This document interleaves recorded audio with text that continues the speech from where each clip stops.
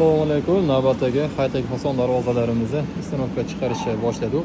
Mujohidlarda nerjavekalar bor, istanovkada ko'chirib beramiz. 2 qavatli holatda bo'lgan, juda ham ideal holatda chiqqan darvozamiz. Bu bitta kaletkasi. Bu kirish qismimiz, bunisi yana bitta kaletka. Bu darvozadan yana yasalgan ikkita xonadonga mujohid, ya'ni bitta kaletka nerjavekalarni yopishtiramiz. Bu yoqda katta kalitkasi. Darvozamiz visi og'ir bo'lgan hisobiga 3 tadan shanir qo'yganmiz. Tashqariga ochiladigan holatda yasalgan. Eniga katta razmer, bo'yiga pastroq. Jo'tda nerjavekalarni ham tagiga ponna kraskalarni sifonlanadi.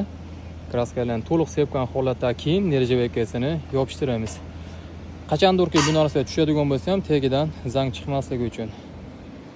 Bu tomonda yana bitta kaletka.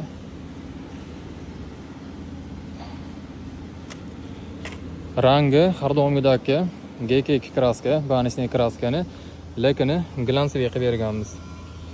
Buni ham jo'tlarni nerjavekalarni qo'yamiz. Xudo xolasa bugun istanovkaga chiqib ketadi. Bu yoqda yana bitta darvozamiz. Bunisi darvozaning eng ideali.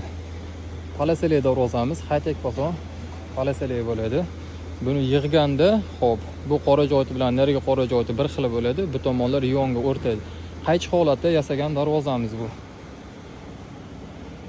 Bu darvozamizni hali pelirovkasini qilamiz, lekin yaxshi qurigandan keyin ponna pelirovka qilib, bleskisini yaltirasini